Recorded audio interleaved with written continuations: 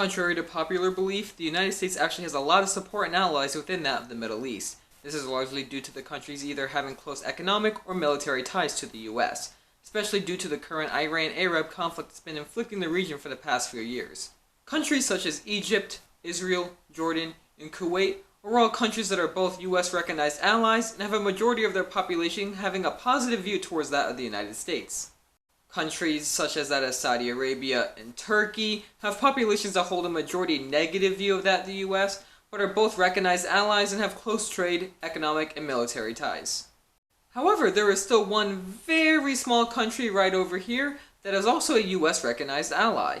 This country is the Arab Gulf state of Bahrain. So let's discuss what made these two countries become allies in today's video of the US Relations series, in which we'll go over the relationship between the United States of America and the Gulf state of Bahrain.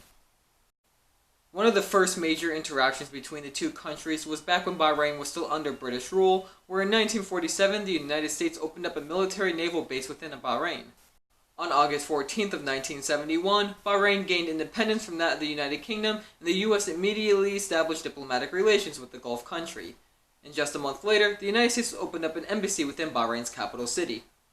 Bahrain plays a key role in defense initiatives by holding the 5th largest US Navy fleet in the world, and it also takes part in many US-led military operations within the region. This includes the Persian Gulf War, the coalition effort against ISIS, and the war in Afghanistan. Hey Egypt and Saudi Arabia, you guys have been by far my largest Arab contributors to US-led coalitions for the past few years, and now I'm asking for one of you guys to lead the next one. What do you guys say? Well, how the f*** am I supposed to make money that way? I mean, I would, as long as that Qatar guy ain't there. You know what? You guys are both pansies. Let's lock and load. Due to Bahrain's constant aid in regional coalitions, the United States designated the Gulf country as a major non-NATO ally back in 2002. Bahrain does, however, have occasional political and social unrest. Back during the Bahrain elections of 2018, the United States urged the country to host inclusive parliamentary elections. This still didn't go so well since the Bahrain parliament prohibited members from dissolved opposition groups from running in the election. This had many other countries call the election a sham election, which means that the elections had no significant purpose in hosting them and made little to no difference within the government and society of the country. The United States, the United Kingdom, and the European Union condemned the elections, but the topic was essentially ignored and dropped just a few weeks later. US assistance to Bahrain mainly takes place in the form of military and security assistance.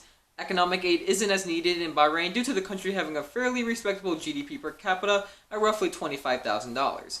Where the military assistance is much more needed due to the ongoing threats of terrorism and proxy wars going on within the region. Bahrain has been striving to diversify its economy away from oil and natural gas and seeking the foreign business and investments. Due to the free trade agreement signed between the United States and Bahrain back in 2006, many American companies and businesses have taken great interest in Bahrain. The United States is Bahrain's largest export partner, with the US purchasing items such as aluminum, textiles, and fertilizers. However, the US is Bahrain's 6th largest import partner behind that of India.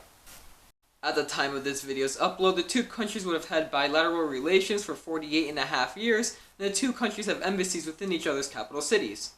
Without a doubt, these two countries have a very strong relationship with one another, especially when it comes to military and security operations. Bahrain is also one of the only two members in the Gulf that have officially been announced as US allies, with the other one being that of Kuwait. So no matter what kind of conflict or situation the other country is involved in, you know that they will always have each other's backs. Thank you guys for watching today's episode of the US Relations series. Please make sure to like and subscribe, and press that notification button to make sure you never miss an upload. I hope you guys enjoy the content that we upload here on Exeter World, and just so you guys know, we really do appreciate all the comments that you guys give us when it comes to improving our channel and our videos. Stay tuned for next week's video, which will go over the relationship between the United States of America and the Caribbean country of Barbados. See you guys soon.